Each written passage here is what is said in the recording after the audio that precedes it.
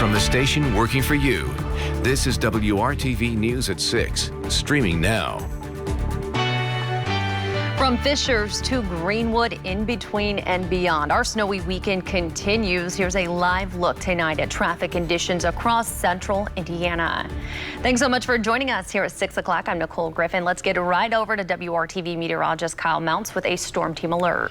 Yeah, Nicole, it is round number 2 on snow for many locations here. The good news is this one is going to be quite a bit lighter than what we had to deal with about 24 hours ago. Temperatures have been falling through the afternoon, so pretty much everyone's right around that freezing mark, but still above freezing there in Bloomington at 33. So as the snow comes down, not going to accumulate quickly in a lot of spots here, but we do have some of those bursts of some moderate snow moving through Hendricks County, also around the downtown area. And you can see that rain snow line has been making its way to the south. So where we do see that changeover, Bedford, Bloomington, Nashville, could see some bursts of that moderate snow for you as well. Here's a look at TrueCast. As we go through the evening hours and into the early overnight, the snow will wind down for us. As far as accumulations, generally about a half to maybe an inch and a half of snow. Those temperatures, though, they will be falling into the 20s, so I think we may see more slick conditions going into tomorrow morning than what we had this morning, especially those untreated surfaces. But we will talk about another chance for some wet weather coming our way in that 7-day forecast in just a bit. Kyle, thank you. A reminder to be careful in the snow on the roads and elsewhere. This morning, crews with the Indianapolis Fire Department were called to rescue a woman who fell and hurt herself while sledding. They used a rope to bring her back up the 40-foot slope. She was taken from the scene to have her injuries checked out. Major snowstorms are expected in other parts of the country, from Minnesota to Maryland. ABC's Andrew Dimbert shows how people are preparing tonight. More than 100 million Americans are under winter weather alerts as we head into the work week.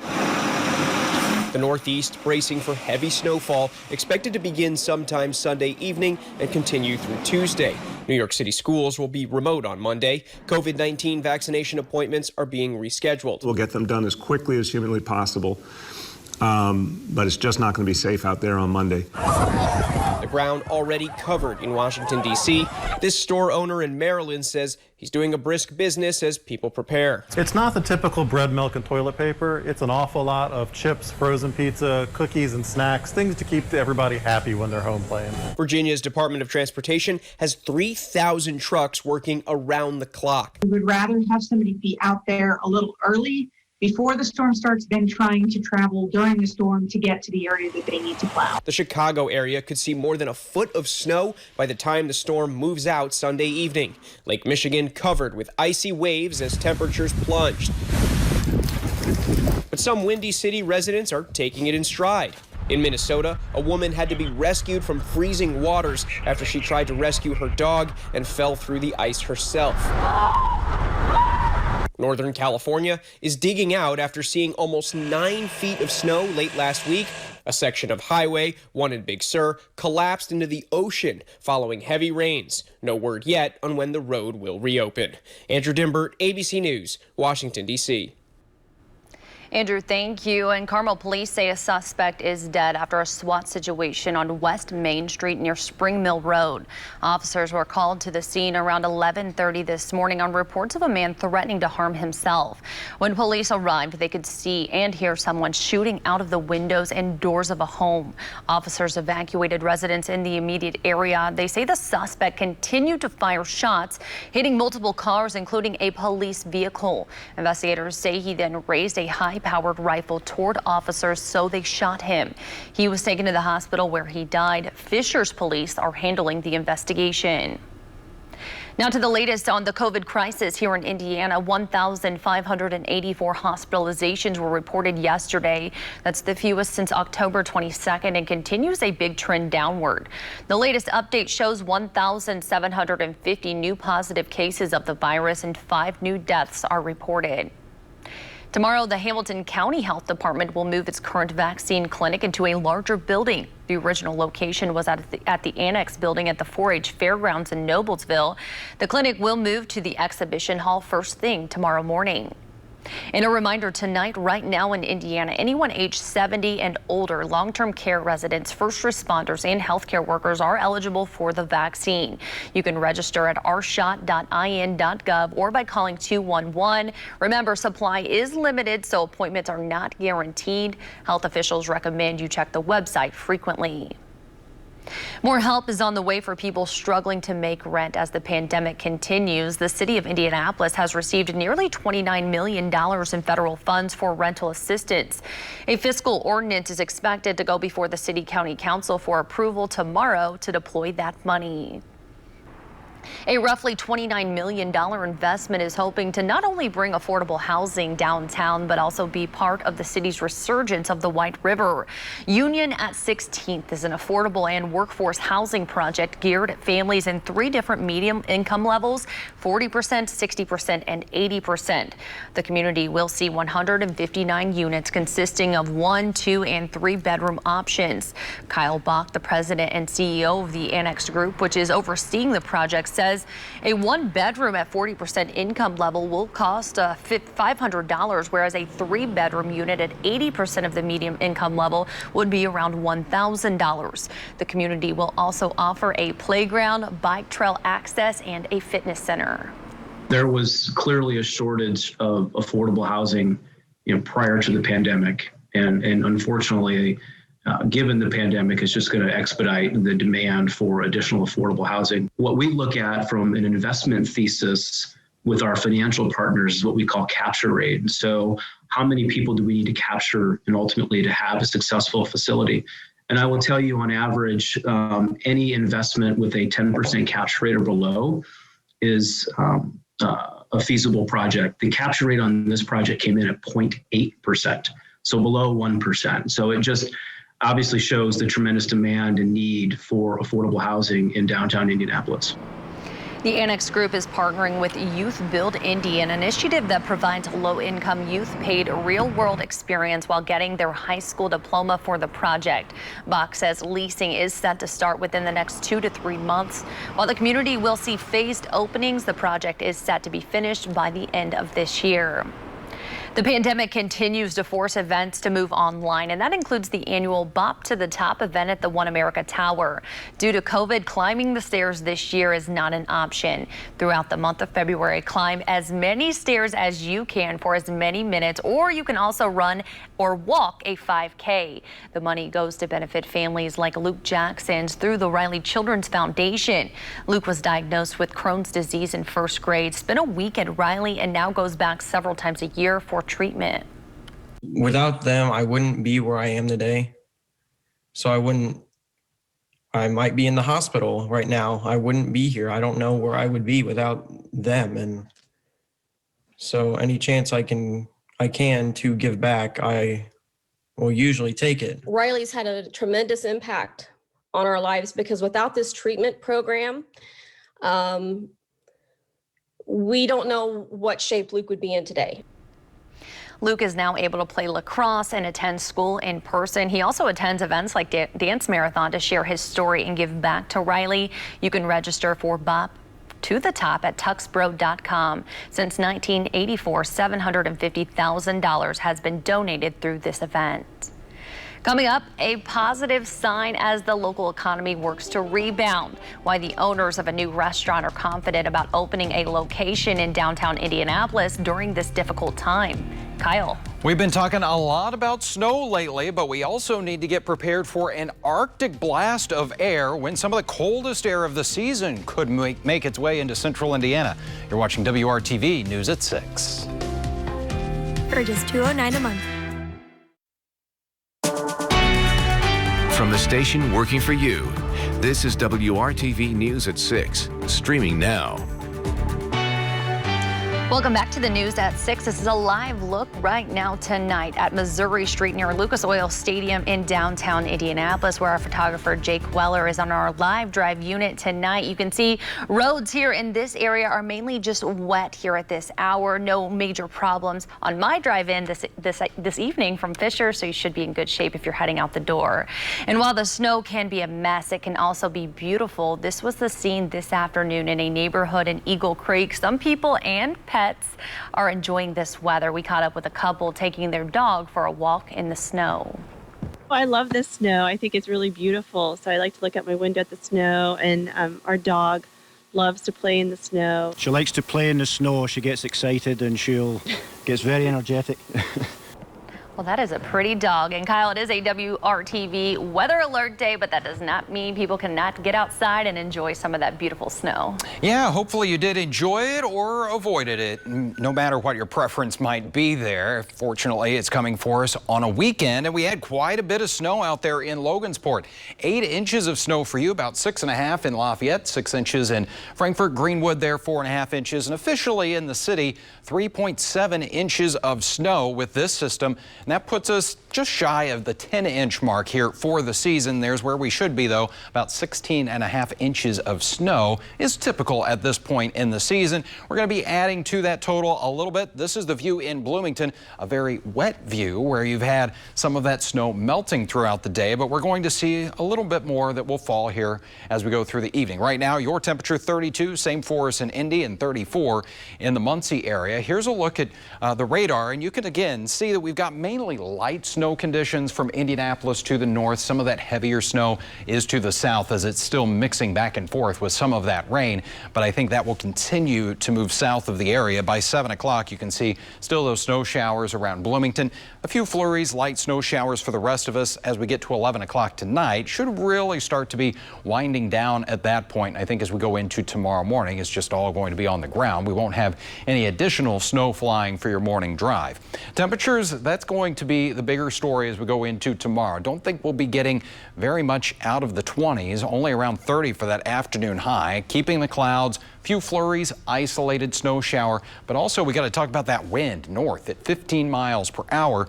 So that means it's going to feel like the teens throughout the entire day. So tomorrow you are going to need to layer up here quite a bit and make sure that maybe you got that change of shoes, because we're still going to have those puddles around, although things will kind of freeze over tonight just in case you get a little wet out there. As far as the next weather system coming our way, this is TrueCast Thursday morning. As we get into the evening hours, chance for mainly a rain event, but I think some colder air on Friday may change that over to a little bit of snow coming our way for the end of the week. Still several days to watch that one. Temperatures will ramp up a little bit as we get into Thursday at 42, the high there. Then look at that. Temperatures come crashing down next weekend. Some small chances for snow. 20 will be the high on Sunday, but just beyond the 7-day forecast, looks like an Arctic blast of air is going to be moving in here as we get toward about the 7th through the 9th of February, with high temperatures in the teens and single digits. All right, Kyle, thank you. And despite many of the employees in office buildings downtown working from home, a new business is opening on Monument Circle. The owners of Green District tell WRTV they want to get their name out there now, so when offices fill back up, they're ready. Green District features fresh-to-order salads and wraps. The new location will be here at 28 Monument Circle on the southwest corner. The company is currently in rapid growth mode here in the Midwest. There was already one location in Plainfield at Perry Crossing. We talked to one of the owners about why they want to open a location in downtown Indy. Even in downtown Indy, we look at it and it's still busy down there. It's still it's a good vibe down there. People there. We even have like the NCAA basketball tournament coming this, even whether that's fans or no fans, we're excited to be a part of all this. And so if we can be there now and ready, people are going to be excited about it for sure. The downtown location is expected to be open in late spring or early summer, but before then you will be able to get food delivered from what they are calling a ghost location as the store undergoes the build-out phase. No word yet on when that delivery will start. You heard a lot of warnings about avoiding big gatherings for Thanksgiving, Christmas, and New Year's Eve, and now officials are recommending the same guidance for a day that's not a holiday. A recent poll from Seton Hall Sports shows 25% of Americans are planning to invite people over for a Super Bowl party. Health leaders are advising against that. If you insist on hosting a gathering, the Centers for Disease Control say try to at least have some precautions in place, things like social distancing and not sharing drinks or food with others. Medical experts are also giving a word of caution when it comes to Valentine's Day. Scripps reporter Stephanie Stone explains. We've all got COVID fatigue. As we near a year's worth of shutdowns, closures, sickness, and sadness, doctors advise we carefully approach the next seasonal holiday. If possible, try not to share candy. As much as possible, figuring out ways so that you're not there's not a lot of hands handling any given kind of food or treat that is you're going to be eating. Dr. Beth Thielen is an assistant professor of pediatric infectious diseases at the University of Minnesota Medical School. She's doing research on respiratory viruses and how they affect us all. While we've moved away from sanitizing our groceries and mail, we still need to be careful. It's not just the handing the candy, directly, but it's that you have to get in close proximity to someone to have that exchange. And even if it's short term, I think it's maybe just the handing off an item. But as we think about all of the kids in a classroom doing that, it just creates lots of potential contacts where we could see transmission. Being within 6 feet means there's more chances of sharing your air, which is how this particular virus spreads. If you're hoping for a special night out, maybe get creative and find out how to make it special at home. What I would really like to drive home is that this is not the time to do that. I think still keeping in mind the safer home options. So, maybe making a meal for yourself at home, maybe getting takeout from a favorite restaurant and supporting a local business. Those would be much more safe options as compared to going to an in-person bar or restaurant where you're maybe dining indoors. While there's hope on the horizon with a vaccine and lower case counts in some regions, we as a country need to get our COVID numbers down, way down. It's really important now as we're seeing some of these different variant viruses that seem like they may be more transmissible coming up. All the more reason why we need to really double down and buy ourselves time for, to roll out vaccines, to really drive down the case counts before we start kind of getting back to normal activities. We're all ready for it to be done, but Dr. Thielen says focus on the positive moments and make Valentine's Day unique, special, and COVID friendly. Valentine's Day is a time about, love and being with people that you care about. And I think, I would encourage people for all of our mental health to really, take that as an opportunity to take a pause and spend some time with whoever it is in your life that brings you joy. I'm Stephanie Stone, reporting. Hour relief, Allegra. A sporting event continues at Lucas Oil Stadium this week, and for one participant, there is no place like home. Supercross rider Josh Osby is competing in the 2021 Monster Energy AMA Supercross race. The Valparaiso native says he got into Supercross late for the sport, but it quickly became his passion. Now he has traveled around the world racing.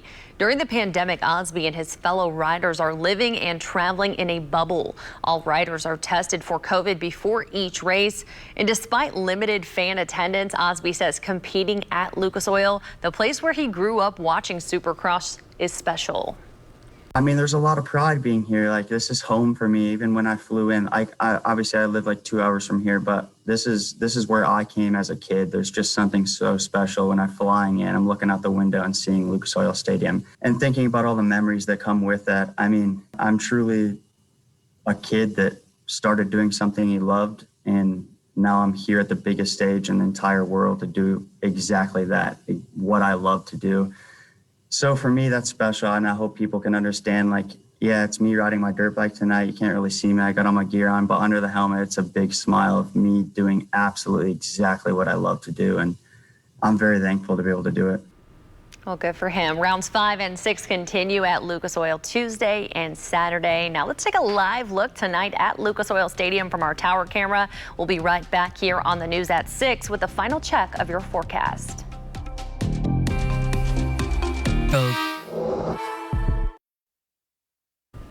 Here's another live look at traffic tonight on the interstates from our INDOT traffic cameras. Things appear to be moving smoothly here tonight. If you plan on hitting the road this evening, Kyle joins us now with what you need to know.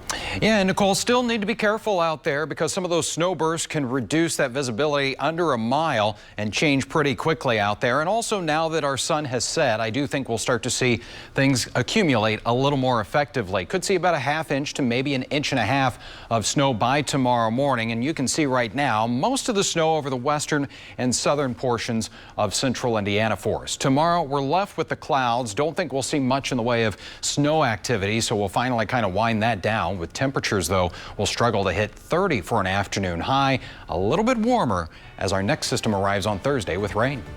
All right, Kyle, thank you. And thank you so much for joining us. We'll see you right back here tonight at 11. Have a great night.